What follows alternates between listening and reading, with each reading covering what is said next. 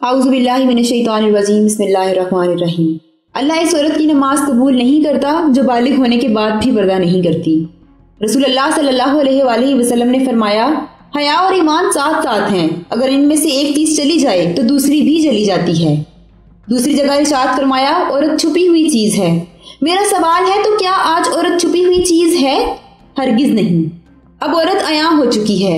Chewing gum से लेकर गाड़ी तक के ऐड में जब तक औरत मौजूद ना हो, इनको लगता है हमारी ये अशिया कोई खरीदेगा ही नहीं।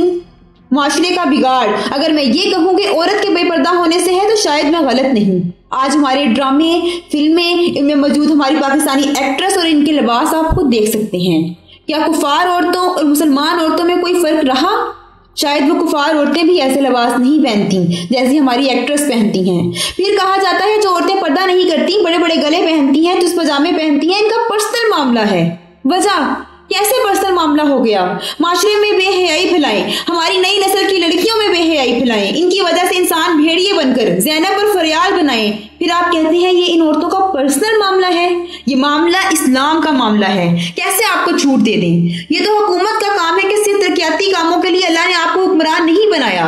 इस्लाम में भी तरक्याती काम करें, माशरे को सुधारने में किरदार अदा करें। आपके मुल्क के लिबरल बरहना होते जा रहे हैं, आपके नौजवानों में बिगाड़ पैदा हो रहा है।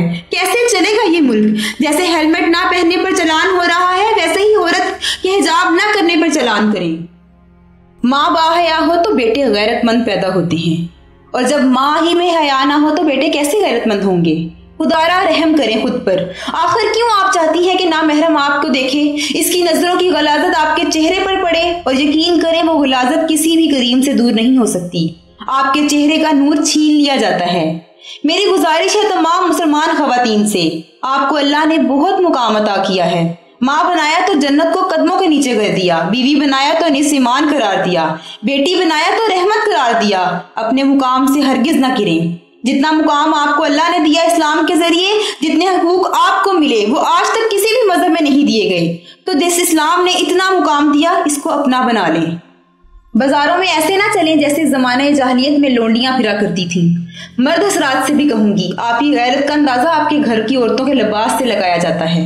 इनको बेपर्दा करके आप बेबस ना बने। ये बात खत्म कर दें कि नजरों में हया होनी चाहिए। अगर आपकी नजर में हया है तो क्या जरूरी है कि दूसरे की नजर में हया हो?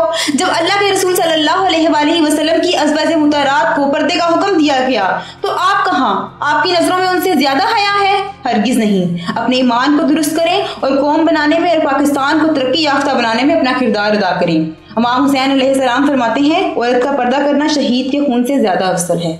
इसके साथ ही मैं आपसे इजाज़त चाहूंगी। अल्लाह निगहबान।